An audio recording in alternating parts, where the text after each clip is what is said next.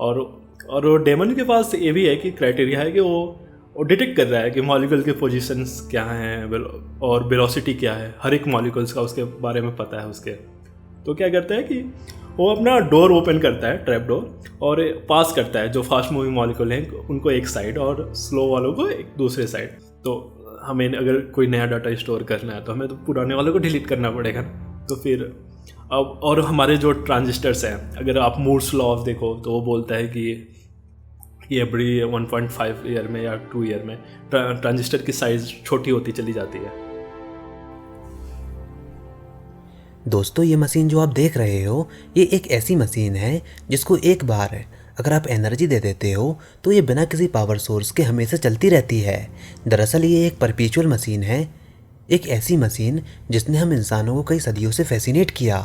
सोचिए, अगर ये मशीन रियलिटी में हम बना लेते हैं देन ये ह्यूमन हिस्ट्री का सबसे बिगेस्ट इन्वेंशन होगा। मतलब आप इससे एक ऐसे इंजन को भी डिज़ाइन कर सकते हो जो कि बिना किसी पावर सोर्स के एनवायरनमेंट से एनर्जी लेकर खुद ब खुद चल पाए। खैर, हिस्ट्री में कई सारे ग्रेट माइंड्स ने इस मशीन को बनाने की कई बार कोशिश की है, बट इसको बनाने में वो हमेशा नाकाम हुए हैं। परपेचुअल मशीन को बनाना हमारे लॉज ऑफ फिजिक्स के अनुसार बिल्कुल इम्पॉसिबल है। You can not create energy out of nothing. और फिजिक्स की वो ब्रांच जो कि हमको परपेचुअल मशीन को बनाने से रोकती है वो है थर्मोडायनेमिक्स। जी हाँ, थर्मोडायनेमिक्स फिजिक्स की एक ऐसी ब्रांच जो कि हमको हीट, उसके फ्लो एंड उसके बिहेवियर को समझाती है। थर्मोडायनेमिक्स को पढ़ते समय हमारे सामने एक काफ़ी पॉपुलर टर्म आता है, एंट्रोपी, जिसका डिस्क्रिप्शन आपको थर्मोडायनेमिक्स के सेकंड लॉ में मिलता है। एंट्रोपी और इसकी मैथमेटिक्स को समझना अपने आप में इतना भी आसान नहीं है, बट हाँ, अगर हम ऊपर ऊपर से इसको समझें तो एंट्रोपी को आप डिसऑर्डरनेस का मेजरमेंट समझ सकते हो। कभी आपने सोचा आपकी ड्रिंक में आइस क्यूब खुद ब खुद मेल्ट क्यों हो जाता है जबकि आपकी ड्रिंक दोबारा से आइस क्यूब में फ्रीज नहीं हो सकती बिना किसी एक्सटर्नल वर्क को लगाए? बिकॉज ऑफ एंट्रोपी, क्योंकि हमारा सिस्टम हमेशा मैक्सिमम एंट्रोपी स्टेट में जाना चाहता है। हमारा आइस क्यूब सराउंडिंग के साथ इक्विलिब्रियम में आना चाहता है और इक्विलिब्रियम स्टेट हमेशा मैक्सिमम एंट्रोपी स्टेट होती है। डेट्स वाई सभी चीज़ें फिजिक्स में इक्विलिब्रियम में जाना चाहती हैं, अपनी एंट्रोपी को मैक्सिमाइज करना चाहती हैं। और इसी एंट्रोपी की वजह से परपेचुअल मशीन को बनाना बिल्कुल इम्पॉसिबल है, क्योंकि परपेचुअल मशीन के केस में एंट्रोपी हमको डिक्रीज होती हुई दिखती है। बट यहाँ पर मैं आपको 1860s में लेकर चलता हूँ, जहाँ पर जेम्स क्लार्क मैक्सवेल ने हमारे इस सेकंड लॉ ऑफ थर्मोडायनेमिक्स को चैलेंज किया। उन्होंने अपने थॉट एक्सपेरिमेंट के जरिए एक ऐसी हाइपोथेटिकल सिचुएशन क्रिएट की जहाँ पर यू विल फाइंड कि एंट्रोपी इज़ डिक्रीजिंग। तो 19th सेंचुरी के टाइम आसपास मैक्सवेल काफ़ी फेमस थे अपने लॉज के बारे में। EMTs के उनके लॉज पढ़े होंगे आपने, जैसे, और उनके काइनेटिक थ्योरी ऑफ गैसेस में वेलोसिटी डिस्ट्रीब्यूशन था और कैसे मॉलिक्यूल्स, कैसे वेलोसिटी डिस्ट्रीब्यूशन प्रोफाइल कैसे होता है एक अगर मॉलिक्यूल कंटेनर में मूव कर रहे हैं। तो वैसे उनका एक थॉट एक्सपेरिमेंट था कि सपोज करो हमारे पास एक बड़ा सा कंटेनर है और उसमें मॉलिक्यूल मूव कर रहे हैं। उसमें 2 टाइप के मॉलिक्यूल्स हैं, एक बहुत जो धीरे चल रहे हैं और एक बहुत तेज़ गति से चल रहे हैं, फास्ट मूविंग मॉलिक्यूल हैं। और उन्होंने बताया कि एक हमारे पास डेमन है और डेमन क्या करता है कि वो कंटेनर को डिवाइड करता है 2 भागों में और उसमें एक डोर बनाता है, ट्रैप डोर। और वो डेमन के पास ये भी है कि क्राइटेरिया है कि वो डिटेक्ट कर रहा है कि मॉलिक्यूल के पोजीशंस क्या हैं और वेलोसिटी क्या है, हर एक मॉलिक्यूल्स का उसके बारे में पता है उसके। तो क्या करता है कि वो अपना डोर ओपन करता है, ट्रैप डोर, और पास करता है जो फास्ट मूविंग मॉलिक्यूल हैं उनको एक साइड और स्लो वालों को एक दूसरे साइड। वैसे कर करके वो टेम्परेचर डिफरेंस क्रिएट कर देता है। तो अगर आप देखोगे तो विदाउट डूइंग एनी और वो एक इंजन बना दिया उसने और उससे वर्क हम एक्सट्रैक्ट कर सकते हैं। अब भले ही यहाँ पर ये demon second law of thermodynamics को वायलेट करता हुआ दिख रहा है, बट थर्मोडायनेमिक्स फिजिक्स हमको अलाउ नहीं करती। कोई भी मशीन बिना किसी हीट सोर्स के काम कर ही नहीं सकती, या फिर कोई भी प्रोसेस की एफिशिएंसी 100% नहीं हो सकती। जैसे स्टीम इंजन में जब थर्मल एनर्जी मैकेनिकल एनर्जी में कन्वर्ट होती है तो उसमें पूरी थर्मल एनर्जी का कन्वर्जन 100% मैकेनिकल एनर्जी में नहीं होता। इंजन खुद भी तो हीट एब्जॉर्ब करता है ना। और ओवरऑल एफिशिएंसी को डिक्रीज़ करता है, मतलब कि सराउंडिंग की एंट्रोपी को बढ़ाता है। क्या ऐसा ही कुछ मैक्सवेल डीमन के केस में भी है? इसी चीज़ पर उस समय कई दशकों तक साइंटिफिक कम्युनिटी में डिबेट रहा। तो काफ़ी उसके बाद काफ़ी विवाद हुआ कि हम कैसे कर सकते हैं। विवाद हुआ कि without doing any work how how we decrease the entropy of the universe. देखो ना, अगर सिस्टम है तो क्या थर्मोडायनेमिक इक्विलिब्रियम सिस्टम पढ़ते हैं आजकल, तो उसमें क्या करता है कि equilibrium always maximise the entropy. तो हमने क्या किया कि हमने तो टेम्परेचर डिफरेंस क्रिएट कर दिया और एक पैटर्न सा बन गया, और ऑर्डर पैटर्न सा बन गया। एक तरह जैसे आप देखोगे स्लो वाले का पैटर्न दूसरा दिखेगा और हॉट मॉलिक्यूल्स का पैटर्न दूसरा दिखेगा। तो हमने एंट्रोपी को मिनिमाइज कर दिया उससे। तो फिर काफ़ी डिबेट चला उस टाइम। तो 1930s के टाइम में सीजल्ड आते हैं, तो उन्होंने अपना इस पे काम करते हैं। तो उन्होंने बताया कि जो डेमंस है एक्चुअली वो मेजरमेंट जो कर रहा है उसके लिए तो हम एनर्जी भी तो लगेगा। हम डिटेक्टर तो लगाएं, सपोज हम डिटेक्टर लगा रहे हैं तो उसकी एनर्जी भी तो हमें देनी पड़ेगी डिटेक्ट करने के लिए कौन से मॉलिक्यूल कैसे मूव कर रहे हैं। तो हम क्या कर रहे हैं कि एक जगह एंट्रोपी तो डिक्रीज़ कर रहे हैं, लेकिन दूसरी जगह हम एनर्जी देके उनका एंट्रोपी इंक्रीज़ कर दे रहे हैं, तो कंपनसेट हो जा रहा है। तो फिर वो बताया कि जो डेमंस के पास भी एक अपनी फाइनाइट मेमोरी है। तो क्या करता है कि सपोज करो हमेशा वो ऐसे थोड़ा है कि और मॉलिक्यूल्स को ऐसे सॉर्टिंग आउट करता रहेगा, और मॉलिक्यूल्स तो बहुत ज़्यादा होते हैं, 10 के पावर 23 अगर एवोगाड्रो नंबर देखो तो उसके तो इरेज करना पड़ेगा इफेक्टिवली। अगर वो सॉर्ट आउट कर रहा है तो उसको एक टाइम पे अपनी मेमोरी इरेज करना पड़ेगा।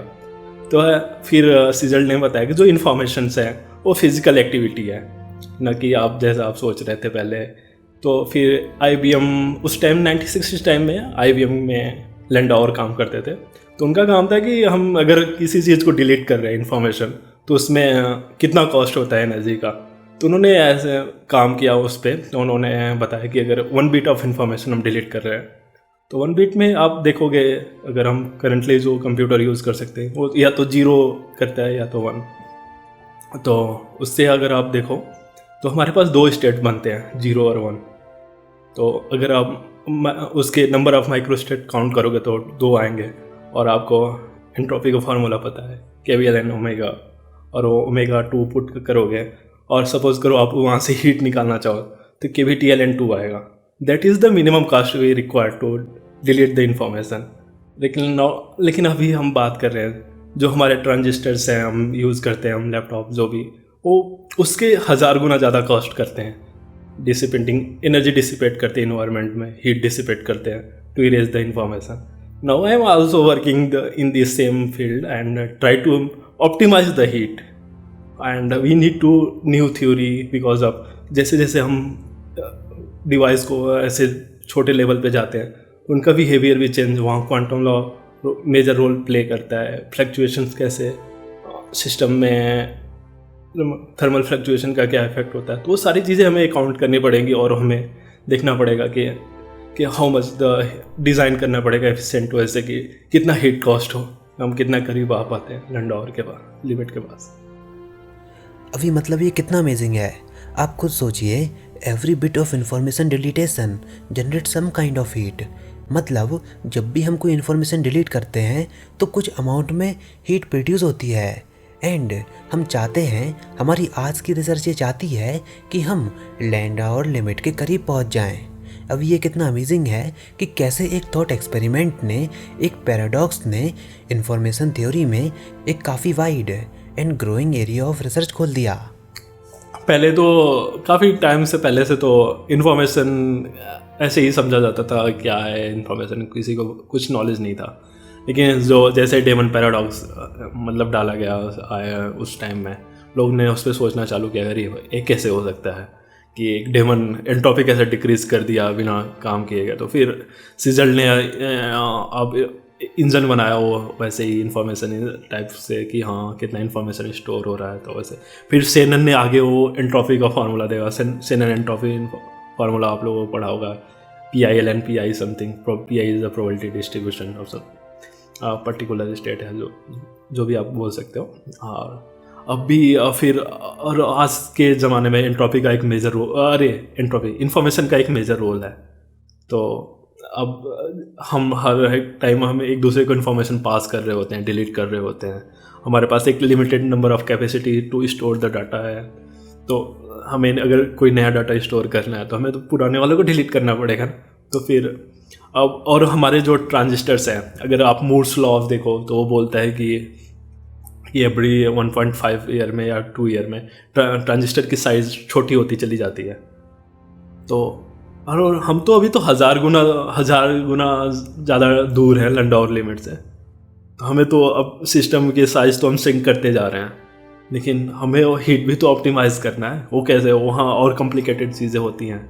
और वहाँ आप जैसे सोचते हो कि जैसे जैसे नैनो माइक्रोस्कोपिक लेवल पे जाते हो तो वहाँ क्वांटम लॉ इफेक्ट प्ले करते हैं। तो वह चीज़ें हमें इंटीग्रेट करना पड़ेगा। और हमारा सिस्टम आइसोलेटेड नहीं है, वो इन्वायरमेंट से भी इंटरेक्ट कर रहा है। जैसे हम क्वांटम मैकेनिक्स जनरली पढ़ते हैं तो आइसोलेटेड सिस्टम्स के लिए पढ़ते हैं कि हमारा कोई नहीं, कोई इन्वायरमेंट का कोई कंसर्न। लेकिन हम सपोज करो ना कि हम आज अगर कोई ऐसे बोल देते हैं कि हम एक फ्रीज बना लें, उसमें अपना सिस्टम डाल दें, तो उस फ्रीज भी तो अदर आसपास के अरे फ्रीज नहीं है, जैसे आइसोलेटेड चीज़ें बना लें, एक केज में डाल दिया उस सिस्टम्स को। लेकिन उतना परफेक्टली हम उसको आइसोलेट नहीं कर सकते ना। वैक्यूम भी आप देखोगे तो परफेक्टली हम किसी चीज़ को वैक्यूम में नहीं हुआ, उसमें कुछ न कुछ पार्टिकल्स मॉलिक्यूल्स रहते हैं जो इंटरेक्ट कर रहे होते हैं उससे। तो उस फर्दर लॉज को हमें पढ़ना होगा कि सिस्टम हमारा इंटरेक्ट कर रहा है इन्वायरमेंट से, और उसके इंटरेक्शन से फिर वो क्या चीज़ें निकल के आ रही हैं, कैसे ऑप्टिमाइज़ कर सकते हैं चीज़ें, उनके इक्वेशन ऑफ मोशंस क्या होंगे, उनके लॉज कैसे वेरीज करेंगे। तो ये एक्चुअली वेरी वाइड प्रॉब्लम है, हॉट टॉपिक से इस टाइम का। मतलब मैक्सवेल डीमन के बाद हमने इन्फॉर्मेशन को एक अलग ही सेंस में देखा। हमने इसको फिजिकल सेंस में देखा कि इन्फॉर्मेशन एक फिजिकल क्वांटिटी है। एंड सिलार्ड ने इन्फॉर्मेशन को एक्सप्लेन करने के लिए एक इन्फॉर्मेशन बेस्ड इंजन भी बनाया, जिसकी बात हम कभी किसी और वीडियो में करेंगे। तो आई होप आपको ये वीडियो ज़रूर पसंद आई होगी। अगर ऐसा है तो इस वीडियो को लाइक कीजिए, अपने दोस्तों के साथ शेयर कीजिए, और अगर आपने हमारा चैनल अभी तक सब्सक्राइब नहीं किया तो इसको सब्सक्राइब कर लीजिए ताकि आगे आने वाली कोई वीडियोस और अपडेट आपसे मिस ना हो पाएँ।